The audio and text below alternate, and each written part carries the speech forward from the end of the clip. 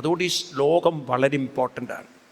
ഭാഗവതം പഠിക്കുന്ന നിങ്ങളൊക്കെ ഈ ശ്ലോകം അറിഞ്ഞിരിക്കണം.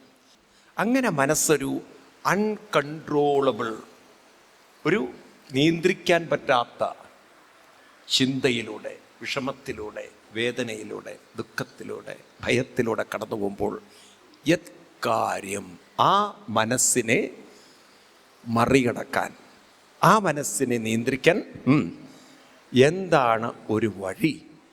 നാളെ നിങ്ങൾക്ക് പറയാം, എൻ്റെ ജീവിതത്തിൽ ഞാൻ കൃതാർത്ഥനായി, എൻ്റെ ജീവിതത്തിൽ ഞാൻ ഏത് പ്രശ്നങ്ങളെയും എനിക്ക് നിസ്സാരമായി കാണാനുള്ള ഒരു ശക്തി ഗുരുവായൂരപ്പൻ എനിക്ക് തന്നു കഴിഞ്ഞു.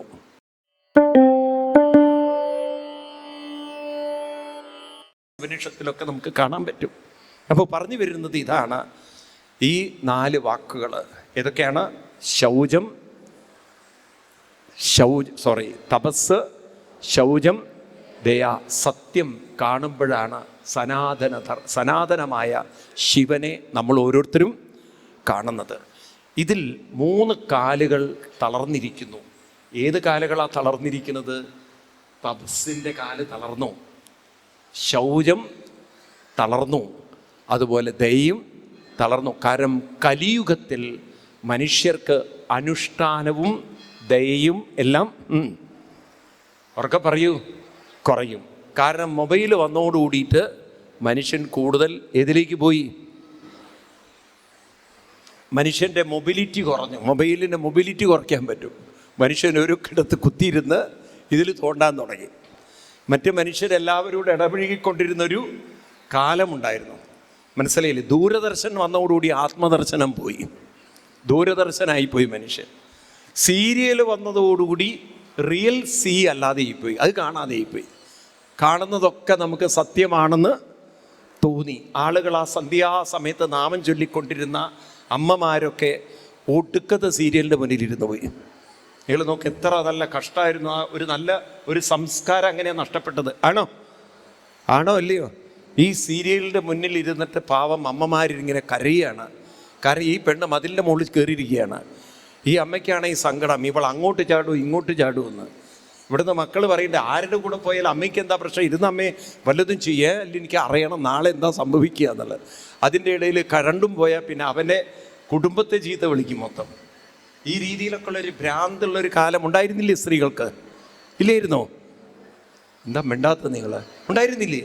ഇപ്പോഴത് കുറേ പോയി. കാരണം നമുക്ക് മനസ്സിലായി അതിലൊന്നും യാതൊരു കാര്യമില്ലെന്ന്. കാരണം കുറേ ചൊറിയുമ്പോഴാണ് നമുക്ക് മനസ്സിലാവുക ഇതിനി മരുന്ന് തേച്ചാലേ പോവുള്ളൂ എന്ന്. ചൊറിഞ്ഞുകൊണ്ട് പോവില്ല. ഇതുപോലെയാണ് നമ്മുടെ ഓരോ കാര്യങ്ങളും. അപ്പോൾ ഇപ്പം നമുക്ക് വേണ്ടത് ഈ കാര്യങ്ങൾ മനസ്സിലാക്കിക്കൊണ്ട് കുറച്ചൊക്കെ നഷ്ടപ്പെട്ടു പോയ സംസ്കാരത്തെ നമുക്ക് തിരിച്ചെടുക്കാൻ സാധിച്ചാൽ അടുത്ത തലമുറയിലേക്കൊരു വഴി കൊടുത്തുകൊണ്ട്, ഒരു വെളിച്ചം പകർന്നു കൊടുത്തുകൊണ്ട് നമുക്കിവിടെ നിന്നും പോവാൻ സാധിക്കും. പരീക്ഷത്തിന് മനസ്സിലായി, കലിയുഗത്തിലെ ആളുകൾക്ക് തപസ് കുറയുന്നു, ശുചിത്വം കുറയുന്നു, ദയ കുറയുന്നു. ഈ കാര്യത്തിന് കാരണം കലിയുടെ പ്രഭാവമാണ്. അപ്പം കലി എന്താ ചെയ്യുന്നത് ചോദിച്ചു കഴിഞ്ഞാൽ, മനസ്സ് അസ്വസ്ഥമാക്കി നമ്മളെ ഉണ്ടല്ലോ ഒന്നിലും തൃപ്തരാകാതെ നമ്മളെങ്ങനെ തെറ്റിദ്ധരിപ്പിക്കും? ഒരു മാരീചൻ്റെ പിന്നിൽ രാമൻ ഓടുന്ന പോലെ നമ്മളെ കൊണ്ട് പലതിൻ്റെ പിന്നിലും ഓടിപ്പിച്ചു നോക്കും. ഇതൊന്ന് പിടിച്ചു നോക്കും, ഇത് കിട്ടുമെന്ന്, ഇത് പിടിച്ചു നോക്കും, ഇത് കിട്ടിയാൽ ഓക്കെയെന്ന്, ഇത് കിട്ടിയാൽ ഓക്കെയാണെന്ന്. ആണോ? നമ്മളങ്ങനെ പലതും ഓടി നോക്കി പലതും കിട്ടിക്കഴിഞ്ഞാൽ നിങ്ങളൊക്കെ വിചാരിച്ചില്ലേ കല്യാണം കഴിയുന്നതോടുകൂടിയൊക്കെ നേരെ എന്നുള്ളത്? എല്ലാവരും കരുതിയിട്ടുണ്ടാവും. പക്ഷെ ഓരോന്ന് കഴിയുമ്പോഴാണ് നമ്മളെ മനസ്സിലാക്കുക അടുത്ത പ്രശ്നത്തിൻ്റെ ആരംഭമാണെന്ന്. ഓരോന്ന് തുടങ്ങുമ്പോൾ ഒരു പ്രശ്നം കഴിഞ്ഞാൽ വേറൊരു പ്രശ്നത്തിൻ്റെ ആരംഭം കുറിക്കുന്നു. ആണോ അല്ലയോ? എന്തൊക്കെ നമ്മൾ തൃപ്തിക്ക് വേണ്ടി ചെയ്താലും മനസ്സിനെ പൂർണ്ണതയിലേക്ക്, മികവിലേക്ക് എത്തിക്കാൻ ആർക്കും സാധ്യമല്ല. അപ്പം ഇവിടെയാണ് ഭാഗവതത്തിലൂടെ നമുക്കൊരു വഴി കാണിക്കുക, പരീക്ഷത്ത് മഹാരാജാവിലൂടെ വഴി കാണിക്കാൻ. ഇനി ആ കഥയെ കൊണ്ടുപോകുന്നു നോക്കും നിങ്ങൾ. പരീക്ഷത്ത് മഹാരാജാവ് അവിടെ നിന്ന് പോന്നു. അങ്ങനെ പോകുന്നു. ഇതിനെന്താ പരിഹാരം എന്ന് അദ്ദേഹത്തിനും അറിയില്ല. അങ്ങനെ ഇരിക്കെ ഒരിക്കൽ അദ്ദേഹം മൃഗയാ വിനോദത്തിന് വേണ്ടി കാട്ടിൽ പോകുന്നു. ദാഹിച്ചു വലയുന്ന രാജാവ് കുടിക്കാൻ വെള്ളം അന്വേഷിക്കുന്നു. അരുവികളൊക്കെ ഉണ്ടാവുന്ന കരുതിയത്, പക്ഷെ അരുവിയൊന്നും കണ്ടില്ല. ദാഹിച്ച് തൊണ്ട വരടുമ്പോഴാണ് ഒരു പർണശാല ആശ്രമം കാണുന്നത്. രാജാവിന് ഉറപ്പായിരുന്നു അവിടെ വെള്ളം എന്തായാലും കിട്ടും. ഒരു കൂജയിലൊക്കെ വെള്ളം ഉണ്ടാവുക എന്നുള്ളൊരു സങ്കല്പമുണ്ടല്ലോ. അങ്ങനെ അദ്ദേഹം പർണശാലയിലേക്ക് പോയി. അവിടെ ഒരു മുനി ധ്യാനനിരതനായി അതിൽ നിമഗ്നനായിട്ടിരിക്കുകയാണ്. അപ്പോൾ അദ്ദേഹത്തിൻ്റെ അടുത്തെത്തി അദ്ദേഹത്തിനോട് വിനയാന്വിതനായിട്ട് ചോദിക്കേണ്ട, പരീക്ഷത്ത് മഹാരാജാവ് ദാഹിച്ച് വന്നിരിക്കുകയാണ്, കുടിക്കാൻ അല്പം വെള്ളം വേണം. പക്ഷെ ആ മുനി ധ്യാനത്തിലത്രയും ലയിച്ച് കിടക്കുന്നുണ്ട്, മുനി അങ്ങനെ മുഴുകിക്കിടക്കുന്നുണ്ട്. പരീക്ഷത്ത് മഹാരാജാവ് ചോദിച്ചതൊന്നും കേട്ടില്ല. ഇന്നത്തെ കുട്ടികളെ പോലെയാണ് മുനിയുടെ കാര്യം. ഇന്നത്തെ കുട്ടികളോട് ചിലപ്പോൾ നിങ്ങൾ എന്ത് ചോദിച്ചാൽ അറിയില്ല, അത്ര അവരതിൽ മുഴുകിയിരിക്കുമ്പോൾ പറഞ്ഞതൊന്നും അവർ കേൾക്കില്ല. പല വീട്ടിലും നടക്കുന്നൊരു കാര്യമാണ്. ഊണ് കഴിക്കാൻ വിളിച്ചാലും വരില്ല. കാരണം അത്ര അവർ ധ്യാനനിരതനായി മുഴുകി കിടക്കുകയാണ്. പല വീട്ടിലുള്ള രംഗങ്ങളാണ്. മുനിയാണെങ്കിലോ ധ്യാനത്തിൽ മുഴുകിയിരിക്കുകയാണ്, അറിഞ്ഞതേയില്ല. പരീക്ഷത്ത് മഹാരാജാവിൻ്റെ സ്വഭാവം മാറി, കലി അങ്ങോട്ട് കയറാൻ തുടങ്ങി. അദ്ദേഹം കുറച്ചൊരു ദേഷ്യത്തിൽ, ക്രോധത്തിൽ ഉറപ്പിച്ചുകൊണ്ട് പറഞ്ഞു, ഞാൻ ഭാരത ചക്രവർത്തി പരീക്ഷത്ത് മഹാരാജാവ് ദാഹിച്ച് വരുന്നിരിക്കുകയാണ്, എനിക്ക് കുടിക്കാൻ വെള്ളം വേണം. ഒരു കൽപ്പന പോലെ വന്നു. എന്ത് കൽപ്പിച്ചിട്ടും കാര്യമില്ല. മുനി ധ്യാനത്തിൽ അത്രയും അലിഞ്ഞ് കിടക്കുകയാണ്. കേട്ടില്ല. രാജാവിൻ്റെ മനസ്സിൽ പെട്ടെന്ന് ഭാവം മാറി. എന്നെ അവഗണിക്കാൻ വേണ്ടി, എന്നെ അല്പമൊന്ന് ഒരു താഴ്ത്തിക്കെട്ടാൻ വേണ്ടി ഈ മുനി കൽപ്പിച്ചു കൂട്ടി ചെയ്തതാണോ എന്നൊരു ശങ്ക ആർക്ക് വന്നു? പരീക്ഷത്തിന്. മുനി ചെയ്യുന്ന തപസ്സിലൊരു സംശയം തോന്നി. എന്നെ ഒന്ന് താഴ്ത്താനാണോ എന്നുള്ള ഭാവമുണ്ടോ എന്ന് കരുതി. എങ്കിൽ നീ ഒരു ശവം പോലിരിക്കെ. അവിടെ ചത്ത് കിടക്കുന്ന ഒരു പാമ്പിൻ്റെ ജഡം തോണ്ടിക്കൊണ്ടുവന്ന് ആ മുനിയുടെ കഴുത്തിലേക്കിട്ട് പരീക്ഷത്ത് മഹാരാജാവ് ഒരു വലിയ അപരാധം ചെയ്യുകയാണ്. ഇതുവരെ ജീവിതത്തിൽ സംഭവിക്കാത്തൊരു തെറ്റ് കയ്യിൽ നിന്ന് സംഭവിച്ചു. അദ്ദേഹത്തിന് അപ്പം തന്നെ തോന്നി ഈ ചെയ്യുന്നത് അത്ര ശരിയല്ലാന്ന്. പക്ഷേ കാര്യം കൈവിട്ടുപോയി. ദൂരെ കളിച്ചുകൊണ്ടിരുന്ന മുനിയുടെ കുമാരൻ, പുത്രൻ ശൃംഗി ഈ കാഴ്ച കണ്ട് നെഞ്ചു പടഞ്ഞു. ഇത്ര ധർമ്മജ്ഞനായ, നീതിമാനായ, സത്യസന്ധനായ എൻ്റെ അച്ഛനോട് ഇങ്ങനൊരു പണി ചെയ്തല്ലോ എന്നിങ്ങനെ മനസ്സിൽ കരുതി അച്ഛനോട് കാണിച്ച അധർമ്മത്തിന് പരീക്ഷത്തിനെ നോക്കിക്കൊണ്ട് ശപിച്ചു കളഞ്ഞു. ഏതൊരു പാമ്പിൻ്റെ ജഡമാണോ അച്ഛൻ്റെ കഴുത്തിലിട്ട് അപമാനിച്ചത്, പാമ്പുകളിൽ വെച്ച് ഏറ്റവും വിഷമുള്ള തക്ഷകനാൽ സപ്തമേ, 7ാമത്തെ ദിവസം മൃത്യുഭവതി, നിനക്ക് മരണം സംഭവിക്കട്ടെ. പരീക്ഷത്ത് മഹാരാജാവിൻ്റെ ആയുസ് 7 ദിവസത്തിലേക്ക് ചുരുക്കി. പരീക്ഷത്ത് മഹാരാജാവിനെ ഈ വിവരം അറിയിക്കാൻ അതിനു മുമ്പ് അച്ഛൻ്റെ കഴുത്തിൽ നിന്ന് പാമ്പിനേക്ക് എടുത്ത് മാറ്റുമ്പോൾ അച്ഛൻ പറഞ്ഞു, എന്തിനാ ഉണ്ണിയാ മഹാരാജാവിനെ ശപിച്ചത്? ഭാരത ചക്രവർത്തിയെ, ഇത്രയും വലിയ ശ്രേഷ്ഠനായ ധർമ്മജ്ഞനായ ഒരു മഹാരാജാവിനെ നീ ശപിച്ചു, നീ തെറ്റല്ലേ ചെയ്തത്, രാജാവിനെ അറിയിക്കൂ. അങ്ങനെ രാജാവിനെ ഈ വിവരം അറിയിക്കുകയാണ്. ഇന്നത്തെ രാജാക്കന്മാരെ വല്ലതും അറിയിച്ച തല പോലും ഉണ്ടാവില്ല. അന്നത്തെ രാജാക്കന്മാരെ അറിയിച്ചപ്പോൾ ആ രാജാവിന് തൻ്റെ തെറ്റ് മനസ്സിലായി. അദ്ദേഹം മഹാന്മാരോട് ചോദിക്കുകയാണ്, ഇതിനെന്താണ് ഒരു പ്രതിവിധി, പ്രായശ്ചിത്തം ചെയ്യേണ്ടത്? അവർ പറഞ്ഞു കൊടുത്ത വഴി എന്താണെന്നറിയോ? രാജ്യഭരണം ആദ്യം ഉപേക്ഷിക്കുമെന്ന്. പരീക്ഷത്തിന് ഈ ഒരു കാരണം കൊണ്ട് ചില മന്ത്രിമാരൊക്കെ രാജിവെക്കാന്ന് കേൾക്കാറില്ലേ? എന്തെങ്കിലുമൊക്കെ അപകടത്തിൽപ്പെടുന്ന സമയത്ത് പരീക്ഷത്ത് മഹാരാജാവിന് രാജ്യഭരണം വിടാൻ പറയുകയാണ്. തൻ്റെ പുത്രനായ ജനമേജയന് രാജ്യഭരണം ഏൽപ്പിച്ച് എന്താണ് അടുത്ത വഴി? പ്രായോപവേശം, ഗംഗയുടെ തീരത്തേക്ക് പോവാൻ. അപ്പം ഗംഗയുടെ തീരത്ത് പ്രായോപവേശം, എനിക്കത് വായിക്കുമ്പോൾ അങ്ങനെ പിടികിട്ടിയൊരു കാര്യമല്ല ഈ പ്രായോപവേശം. പക്ഷെ 2022 ആചാര്യൻ പ്രായോപവേശം ചെയ്തു. ഇപ്പോഴും നടക്കുന്നൊരു കാര്യമാണ് ഇത്, പ്രായോപവേശം. അതായത് മരിക്കാറായി എന്ന് കാണുമ്പോൾ സന്യാസിവര്യന്മാർ അവരെന്ത് വെച്ചാൽ ഗംഗയുടെ ഹരിദ്വാറിലൊക്കെ ഹരിദ്വാർ, ഋഷികേശ് ഭാഗങ്ങളിൽ പല സ്ഥലത്തും അവർ ഗംഗയിലേക്ക് അങ്ങോട്ട് ഇറങ്ങിച്ചെല്ലും. എന്നിട്ട് അവരുടെ ഈ അരക്കെട്ടിൽ വലിയൊരു മുണ്ടങ്ങോട്ട് വലിച്ചു കെട്ടി അവർ ആ ഗംഗയിലേക്ക് ഇറങ്ങും. ഇറങ്ങിയിട്ട് എന്ത് ചോദിച്ചാൽ ഗംഗയിൽ നിന്ന് വലിയ കല്ലുകൾ പെറുക്കി മടിയിൽ ആ മുണ്ടിലേക്കിടും. വെള്ളത്തിലായതുകൊണ്ട് പൊക്കാൻ പ്രയാസമില്ല. എന്നിട്ട് അതങ്ങോട്ട് അരക്കെട്ടിൽ അങ്ങോട്ട് വലിച്ചു കെട്ടി, അതിന് ചില സ്ഥലങ്ങളൊക്കെ ഉണ്ട് അവർക്ക്, നല്ല പ്ലാറ്റ്ഫോം പോലുള്ള സ്ഥലങ്ങൾ, അവിടേക്ക് അങ്ങോട്ട് ചമ്പ്രം പടിഞ്ഞൊരൊറ്റിരിപ്പാണ്. ശരീരം പോകുന്നുള്ള കാര്യത്തിൽ ഒരു സംശയം വേണ്ട, പിന്നെ ശരീരം ഒരിക്കലും പൊങ്ങില്ല. ഇങ്ങനെ മനസ്സിൽ നിറവ് വന്ന് പൂർണ്ണത വന്ന് നാമത്തിലത്രയും മുഴുകി, ഇനി ശരീരം കൊണ്ട് എനിക്കൊരു കാര്യവുമില്ല, അങ്ങനെ ബോധ്യപ്പെട്ട് ആർക്കും ഒരു ഭാരമാവണ്ട എന്ന് കരുതി ശരീരത്തെ ഉപേക്ഷിക്കുന്ന ഒരു പ്രക്രിയയുടെ പേരാണ് ഏത്? പ്രായോപവേശം. അപ്പോൾ പരീക്ഷത്തിനോട് പറയുന്നത് 7 ദിവസം ഗംഗയുടെ തീരത്തിരിക്കണം, അവിടെ ഇരുന്ന് തക്ഷകൻ വരുന്നതിന് മുമ്പ് ശരീരം ഉപേക്ഷിച്ചോളണം. പരീക്ഷത്തിൻ്റെ മനസ്സ് പിടഞ്ഞു. പോയല്ലേ പറ്റുള്ളൂ, മഹാന്മാർ പറഞ്ഞതാണ്. അങ്ങനെ അദ്ദേഹത്തിന് ഹരിദ്വാറിൽ പർണശാലയൊക്കെ പണിതു. രാജാവാണ് അദ്ദേഹം, പർണശാലയിലിരിക്കുകയാണ്. ഇരിക്കുന്ന സമയത്ത് പരീക്ഷിത്ത് മഹാരാജാവിൻ്റെ പ്രായോപവേശം കാണാൻ വേണ്ടി ഭാരതത്തിലെ അനവധി, ഇപ്പോഴത്തെ ഒരു കുംഭമേള പോലെ അതിൻ്റെ ഒരു ചെറിയ കുംഭമേളയായിരുന്നു. പല ആചാര്യന്മാരും വന്നിട്ടുണ്ട്. വേദവ്യാസ മഹർഷി പോലും അവിടെ എത്തിച്ചേർന്നു എന്നാണ്. മഹാന്മാരൊക്കെ എത്തിച്ചേർന്നു. പരീക്ഷിത്ത് മഹാരാജാവിൻ്റെ ഭാരതത്തിൽ അത്ര ഗംഭീരനായ ചക്രവർത്തിയായിരുന്നു ആര്? പരീക്ഷിത്ത് മഹാരാജാവ്. എല്ലാവർക്കും അങ്ങോട്ട് ഉൾക്കൊള്ളാൻ പറ്റുന്നില്ല ഈ പരീക്ഷത്തിന് ഇങ്ങനെ ഒരു അബദ്ധം പറ്റിയല്ലോ എന്നുള്ളത്. പരീക്ഷിത്ത് മഹാരാജാവ് വളരെ സത്യസന്ധനുമായിരുന്നു. അദ്ദേഹം തൻ്റെ അടുത്ത് നിൽക്കുന്ന ആചാര്യന്മാരോട് അവർക്കൊക്കെ പറയാനുള്ളതെന്ന് വെച്ചാൽ നാമജപമാണ്. പക്ഷെ പരീക്ഷിത്ത് മഹാരാജാവ് ഒരു സത്യം തുറന്നു പറഞ്ഞു.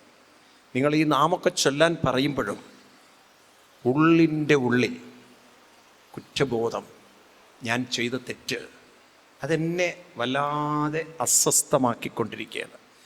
എന്തിന് ഞാൻ ചെയ്തു? കലി എങ്ങനെ എന്നെ സ്വാധീനിച്ചു? ഞാൻ എങ്ങനെ എൻ്റെ ഇതെല്ലാം ഈ കാര്യങ്ങൾ കൈവിട്ടുപോയി? ഈ ഒരു കുറ്റബോധത്തിൽ നിന്ന് എനിക്ക് പുറത്ത് കടക്കാൻ പറ്റുന്നില്ല. എൻ്റെ മനസ്സ് മുഴുവൻ ഈ ഒരു തെറ്റ് ചെയ്തതും, ഇനി ഭയം, മനസ്സ് വളരെ ഒരു അസ്വസ്ഥതയിലാണ്. ഞാൻ എത്ര നാമം ചൊല്ലിയിട്ടും മനസ്സിനെ അടക്കാൻ എനിക്ക് സാധിക്കുന്നില്ല. ഞാൻ എന്താണ് ചെയ്യേണ്ടത്? ആർക്കും അതിന് തക്കതായ ഉത്തരം കൊടുക്കാൻ സാധിച്ചില്ല. അപ്പോഴാണ് അങ്ങോട്ട് കടന്നു വരുന്നു വേദവ്യാസ മഹർഷിയുടെ പുത്രനായ ശ്രീശുക ബ്രഹ്മർഷി. ആ ശ്രീശുക ബ്രഹ്മർഷിയെ കണ്ടതും എല്ലാവരും എണീറ്റ് നിന്നു. അന്നത്തെ ഏറ്റവും പരമയോഗ്യനായ ഗുരുവര്യനായിരുന്നു വേദവ്യാസ മഹർഷിയുടെ പുത്രനായ ശ്രീശുക ബ്രഹ്മർഷി. പരീക്ഷത്ത് മഹാരാജാവ് അവിടെ നിന്ന് എണീറ്റു. തനിക്ക് കിട്ടിയിരിക്കുന്ന ആ വലിയ ഇരിപ്പിടം അവിടെ നിന്ന് എണീറ്റ് അവിടെ ശ്രീശുക ബ്രഹ്മർഷി ഇരുത്തിക്കൊണ്ട് ആ പാദങ്ങളിൽ നമസ്കരിച്ചുകൊണ്ട് ചോദിക്കുന്ന ചോദ്യത്തിൻ്റെ ഉത്തരമാണ് ശ്രീമദ് ഭാഗവതം. അതാണ് 19-ാമത് അധ്യായത്തിലെ 37-ാമത് ശ്ലോകം. ഭാഗവതത്തിലെ ഈ ശ്ലോകത്തിന് ഏറെ പ്രാധാന്യമുണ്ട്. കാരണം ഈ ഒരു ചോദ്യത്തിൽ നിന്നാണ് ഭാഗവതം പരീക്ഷത്തിന് ശ്രീശുക ബ്രഹ്മർഷി ഉപദേശിക്കുന്നത്. അതൊരു ക്വസ്റ്റ്യനുള്ള ആൻസറായിരുന്നു. അപ്പോൾ ക്വസ്റ്റ്യൻ നമുക്ക് ക്ലിയർ ആവണം. ഏത് ക്വസ്റ്റ്യനാണ് പരീക്ഷത്ത് ചോദിച്ചതെന്ന്. പലപ്പോഴും നമ്മൾ ഈ ഭാഗവതം കേൾക്കുമ്പോൾ നമ്മളതിനെ കഥാരൂപത്തിൽ കേൾക്കുകയാണ്. കൃഷ്ണൻ്റെ കഥകൾ നമുക്കറിയാം ഭാഗവതത്തിലുണ്ടെന്ന്. നമുക്കൊക്കെ ഒരു ആവറേജ് ഭാഗവതത്തെക്കുറിച്ചുള്ള അറിവ് ഭഗവാന്റെ അവതാര കഥകളാണ് ഭാഗവതം. അങ്ങനെയാണല്ലേ പൊതുവേ? ആണോ? പറയൂ. ഭാഗവതം കേൾക്കാൻ പോവുക എന്ന് പറഞ്ഞാൽ കൃഷ്ണൻ്റെ അവതാര കഥകളാണ്. പക്ഷെ പലപ്പോഴും നമ്മൾ അതിൻ്റെ ഒരു റിയൽ, അതിൻ്റെ ഒരു എസൻസ്, അതിൻ്റെ ഒരു മെയിൻ പ്രിൻസിപ്പിൾ, അതിൻ്റെ ഏറ്റവും നമ്മൾ പറയില്ലേ, അതിൻ്റെ ടച്ചിങ് പോയിൻ്റ്, അണ്ടർലൈൻ പോയിൻ്റ്, ആ മെയിൻ പോയിൻ്റ് നമുക്ക് മിസ്സായി പോകും. അതേതാണ്? ഒരു ചോദ്യത്തിനുള്ള ഉത്തരം, അല്ലെങ്കിൽ പരീക്ഷത്ത് നേരിടുന്ന പ്രശ്നത്തിനുള്ള ഒരു പരിഹാരമാണ് ഭാഗവതം. അപ്പം ആദ്യം എന്താണ് പരീക്ഷത്തിൻ്റെ പ്രശ്നം? പരീക്ഷത്തിൻ്റെ ക്വസ്റ്റ്യൻ എന്താണ്? അതാണ് ഇവിടെ 37-ാം ശ്ലോകത്തിൽ പരീക്ഷത്ത് അവതരിപ്പിക്കണം. അതുകൊണ്ട് ഈ ശ്ലോകം വളരെ ഇമ്പോർട്ടൻ്റ് ആണ്. ഭാഗവതം പഠിക്കുന്ന നിങ്ങളൊക്കെ ഈ ശ്ലോകം അറിഞ്ഞിരിക്കണം. കാരണം ഞാൻ ആവർത്തിക്കുകയാണ്, ഈ ചോദ്യം ചോദിക്കുന്നതിലാണ് ഭാഗവതം ഉപദേശിച്ചെങ്കിൽ ആ ഭാഗവതത്തിൻ്റെ ലക്ഷ്യം പരീക്ഷത്തിൻ്റെ ചോദ്യത്തിനുള്ളൊരു വ്യക്തമായ ഉത്തരം പറഞ്ഞു കൊടുക്കലാണ്. വെറും അവതാരകഥകൾ പറയലായിരുന്നില്ല. It is an answer for the direct question raised by Parikshit. അത് മറക്കരുത് നമ്മൾ. ഇപ്പം എന്തായിരുന്നു ചോദ്യം എന്നുള്ളതാണ്. അതാണ് ഇവിടെ പറയുന്നത്. പൃച്ഛാമി സംസിദ്ധിം യോഗിനാം പരമം ഗുരും പുരുഷസ്യേഹയത് കാര്യം മ്രിയമാണസ്യ സർവഥാ. സർവഥാ, എപ്പോഴും മ്രിയമാണസ്യ, എപ്പോഴും ആരും മരിക്കില്ല. അപ്പം മരണം എന്ന് പറയുന്നത് നമ്മളെപ്പോഴും ഓർക്കണം, മരണം ഒരിക്കലേ വരുള്ളൂ. എപ്പോഴും മരിക്കാറില്ല ആൾക്കാർ, ആണോ? അപ്പം എന്താണ് നമ്മൾ അർത്ഥമെടുക്കേണ്ടത്? മരണതുല്യമായ പ്രശ്നങ്ങളിലൂടെ. മരണതുല്യമായ പ്രശ്നം എന്ന് പറഞ്ഞാൽ അർത്ഥം ഏകാന്തത, അതുപോലെ തന്നെ മനസ്സ് നേരിടുന്ന ചില വിഷമങ്ങൾ, എവിടേക്കോ ചില കുറ്റങ്ങളോ കുറവുകളോ വേദനകളോ പോരായ്മകളോ ശൂന്യതകളോ ഒക്കെയാണ് മരണതുല്യമായ അനുഭവങ്ങൾ. ഈ മരണതുല്യമായ അനുഭവങ്ങളിലൂടെ കടന്നു പോകുന്ന മനസ്സ്, അതാണ് മ്രിയമാണസ്യ സർവത. എന്താണ് ഈ വാക്ക്? എപ്പോഴും ഓർക്കണം, മ്രിയമാണസ്യ സർവത. മ്രിയം എപ്പോഴും മരണതുല്യമായ അനുഭവങ്ങളിലൂടെ കടന്നു പോകുന്ന മനസ്സിന്. ഇന്ന് അതിൻ്റെ റിലവൻസ് ഞാൻ പറയുകയാണ്. കാരണം ഇന്ന് ലോൺലിനെസ്സിൽ പെട്ടുപോകുന്ന ആൾക്കാരുണ്ട്, ഉണ്ടോ? ഡിപ്രഷനിൽ പോകുന്നവരുണ്ട്, ഉണ്ടോ? പല പല പ്രശ്നങ്ങൾ കാരണം, ഉണ്ടോ? ഹെൽത്ത് ഇഷ്യൂസ് കാരണം പല വിഷമങ്ങളിലൂടെ കടന്നു പോകുന്നവരുണ്ട്, ഉണ്ടോ? ഫിനാൻഷ്യലായിട്ട് പല പ്രശ്നങ്ങളിലൂടെ കടന്നു പോകുന്നവരുണ്ട്, ഉണ്ടോ? മക്കളെ ഓർത്ത് ദുഃഖിക്കുന്ന ആളുകളുണ്ട്, ഉണ്ടോ ഇല്ലയോ? വിവാഹം നടക്കാത്ത ആളുകൾ, നടന്നിട്ട് ശരിയാവാത്തവർ, ആണോ?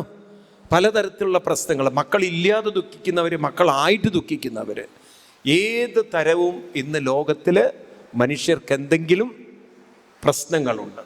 ഇനിയിപ്പോൾ നിങ്ങൾ ഒരു പ്രശ്നവും ഇല്ല എന്ന് പറഞ്ഞാൽ, നിങ്ങൾ ബ്ലഡ് ടെസ്റ്റിന് കൊടുത്തു, ഡോക്ടർ പറഞ്ഞിട്ട്, നിങ്ങൾ റെഗുലർ ചെക്കപ്പ് ചെയ്യുന്ന ആളാണ്, ബ്ലഡ് ടെസ്റ്റിന് കൊടുത്തിട്ട് ലാബ് റിപ്പോർട്ട് മേടിക്കാൻ വേണ്ടി ചെന്നപ്പോൾ അവിടെ ഇരിക്കുന്ന ഡോക്ടർ നിങ്ങളുടെ മുഖത്തേക്ക് നോക്കി കുറച്ച് നേരം അന്തല്ലാതെ നോക്കുക. മ്രിയമാണസ്യ സർവത. അപ്പം നിങ്ങൾക്ക് മനസ്സിലാവും ഈ പറഞ്ഞ വാക്കിൻ്റെ അർത്ഥം എന്താണെന്നുള്ളത്.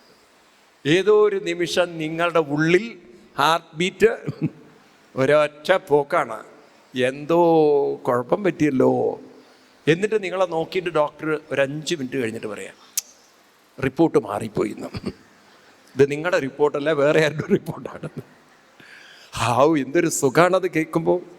അപ്പോൾ നമ്മൾ നോക്കും, ഒരു ചെറിയൊരു ലാബ് റിപ്പോർട്ട് മതി നമ്മുടെ ബിപിയും ടെൻഷനും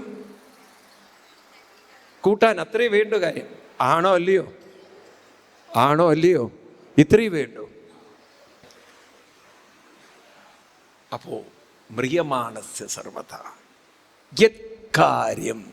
അങ്ങനെ മനസ്സൊരു അൺകൺട്രോളബിൾ, ഒരു നിയന്ത്രിക്കാൻ പറ്റാത്ത ചിന്തയിലൂടെ, വിഷമത്തിലൂടെ, വേദനയിലൂടെ, ദുഃഖത്തിലൂടെ, ഭയത്തിലൂടെ കടന്നു പോകുമ്പോൾ യത് കാര്യം, ആ മനസ്സിനെ മറികടക്കാൻ, ആ മനസ്സിനെ നിയന്ത്രിക്കാൻ എന്താണ് ഒരു വഴി?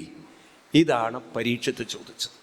പരീക്ഷത്തിൻ്റെ ചോദ്യം, ഏത് വഴിക്കാണ് മനസ്സിനെ എനിക്കൊന്ന് അടക്കുവാനോ മറികടക്കുവാനോ സാധിക്കുക?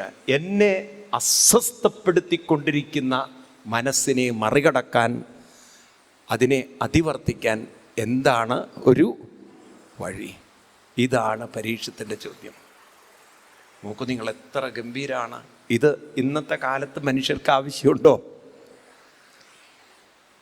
തന്നെ അസ്വസ്ഥമാക്കുന്ന, അത് പല രീതിയിൽ ഭയപ്പെടുത്തുന്ന, വേദനിപ്പിക്കുന്ന മനസ്സിനെ മറികടക്കാൻ എന്താണൊരു വഴി എന്നാണ് ചുരുക്കി മലയാളത്തിൽ പറഞ്ഞാൽ. ഈ ചോദ്യം പരീക്ഷത്തിൻ്റെ മാത്രമാണോ? പരീക്ഷത്തിൻ്റെ മാത്രമാണോ? എല്ലാവർക്കും ബാധകമാണോ? ഉറക്കെ പറയൂ, ആണോ? അതുകൊണ്ടാണ് 2025 ഭാഗവതത്തിന് റിലവൻസ് ഉള്ളത്. സച്ച് എ സൈക്കോളജിക്കൽ സ്പിരിച്വൽ ടെക്സ്റ്റാണത്. ഹ്യൂമൻ മൈൻഡ് കടന്നു പോകുന്ന പലതരത്തിലുള്ള ഡിപ്രഷൻസും ഫ്രസ്ട്രേഷൻസും മെൻ്റലായിട്ടുള്ള അജിറ്റേഷൻസും ഒക്കെ കണ്ടുകൊണ്ട് വ്യാസഭഗവാൻ പറയാണ്, ഇതിനെയൊക്കെ മറികടക്കാൻ ഒരു വഴിയുണ്ട്. അതാണ് ഭാഗവതത്തിൽ പറഞ്ഞു തരുന്നത്. അപ്പോൾ കേവലം അവതാര കഥകൾ പറഞ്ഞ് സുഖിപ്പിക്കുകയല്ല നമ്മളെ, 7 ദിവസം കൊണ്ട് നമ്മുടെ മനസ്സിനെ പരിശീലിപ്പിക്കുകയാണ്. കേൾപ്പിച്ചുകൊണ്ട് പരിശീലിപ്പിക്കുക. ശ്രവണത്തിലൂടെ നമ്മുടെ മനസ്സിനെ പ്രിപ്പയർ ചെയ്യിക്കുക. ശ്രവണത്തിലൂടെ നമ്മുടെ മനസ്സിനെ കുറേ കൂടി യോഗ്യതയുള്ളതാക്കുക. കഥ കേട്ട് പോവാനല്ല, ഒരു പ്രതീക്ഷ വെച്ച് തരാനല്ല. ഇവിടെ നമ്മളെ പരിശീലിപ്പിക്കാൻ, ട്രെയിൻ ചെയ്യാണ്, നമ്മളെ മനസ്സിനെ ഗൈഡ് ചെയ്യാണ്. നിങ്ങൾ നേരിടുന്ന പ്രശ്നത്തെ എങ്ങനെ നിങ്ങൾക്ക് മറികടക്കാൻ സാധിക്കുന്നു. ഇത് വേണ്ടതാണോ? ഇപ്പം നമ്മളൊക്കെ പലതരത്തിലുള്ള പ്രശ്നങ്ങളിലൂടെ കടന്നു പോകേണ്ടവരാണ്, ആണോ? ഇപ്പം ഈ ഭാഗവതമൊക്കെ കേട്ട് കഴിഞ്ഞാൽ നാളെ നിങ്ങൾക്ക് ജീവിതത്തിൽ എന്ത് വന്നാലും അതിനെ വളരെ ഈസിയായിട്ട് കൂളായിട്ട് ഹാൻഡിൽ ചെയ്യാൻ പറ്റുമെന്ന് പറഞ്ഞാൽ ഇതിൽ പരം ഒരു ഭാഗ്യം വേറെ വേണം? പറയൂ നിങ്ങൾ. ഇതല്ലേ ഭാഗവതം തരുന്നൊരു വലിയ അത്ഭുതം. പരീക്ഷത്ത് ഈ ചോദ്യമാണ് ആരോട് ചോദിച്ചത്? ശ്രീശുക ബ്രഹ്മർഷിയോട്. അപ്പം കഥ പറഞ്ഞു തരൂ എന്നല്ല പറഞ്ഞത്. എനിക്ക് എൻ്റെ മനസ്സ് നേരിടുന്ന പ്രശ്നങ്ങളെ മറികടക്കാൻ എന്താണ് കാര്യം, ഞാൻ എന്താണ് ചെയ്യേണ്ടതെന്ന് പറഞ്ഞു തരൂ, എൻ്റെ പ്രശ്നം പരിഹരിച്ചു തരൂ എന്നും പോലും അല്ല പറഞ്ഞത്, ഞാൻ എന്ത് ചെയ്യണമെന്നാണ്. അപ്പം എനിക്കതിനുള്ള എന്ത് പറഞ്ഞു തന്നാൽ മതി? വഴി പറഞ്ഞു തന്നാൽ മതി. ഇപ്പം ഭാഗവതം ഒരു മാർഗദീപമാണ്, ഭാഗവതം ഒരു വെളിച്ചമാണ്, ഭാഗവതം ഒരു വഴികാട്ടിയാണ്, ഭാഗവതം ഒരു എൻലൈറ്റനിങ് ടെക്സ്റ്റാണ്. നമ്മുടെ ജീവിതത്തിൽ മുന്നോട്ട് പോകാനുള്ള വഴി കാണിച്ചു തരുന്നൊരു കൃതിയാണ്. മനസ്സിലാവുണ്ടല്ലോ? പക്ഷേ അൺഫോർച്ചുനേറ്റ്ലി നമുക്കെന്ത് പറ്റിച്ചാൽ ഈ ഭാഗവതം കൈകാര്യം ചെയ്ത ആചാര്യന്മാരെല്ലാം, ഞാൻ ആരെയും കുറ്റം പറയില്ല, ഇതിനെ ഒരു സൈക്കോളജിക്കലി നമുക്ക് പരിചയപ്പെടുത്തി തരാൻ സാധിച്ചിട്ടില്ല. അവരതിൻ്റെ കഥകൾ മാത്രം നമുക്ക് പറഞ്ഞു തന്ന് നമ്മളതിനെ കഥാപുസ്തകമായി കണ്ടു. ഇത് നമ്മുടെ ലൈഫിനെ കുറിച്ചാണ് പറയുന്നത്. ഇത് നമ്മുടെ ലൈഫിന് വേണ്ടുന്ന ഒരു ട്രാൻസ്ഫോർമേഷനാണ് പറഞ്ഞു തരുന്നത്. ഇത് നാളെ നമ്മൾ നേരിടുന്ന പ്രശ്നങ്ങളുടെ മുന്നിൽ സ്വാമി വിവേകാനന്ദജിയൊക്കെ പറയും, നിങ്ങളിത് ഉൾക്കൊണ്ടിട്ടുണ്ടെങ്കിൽ, ഇത് നിങ്ങൾ ഗ്രഹിച്ചിട്ടുണ്ടെങ്കിൽ, നിങ്ങൾ കണ്ടില്ലേ വലിയ തിരമാലകളൊക്കെ കടൽ തീരത്ത് പോയി കണ്ടിട്ടുണ്ടോ?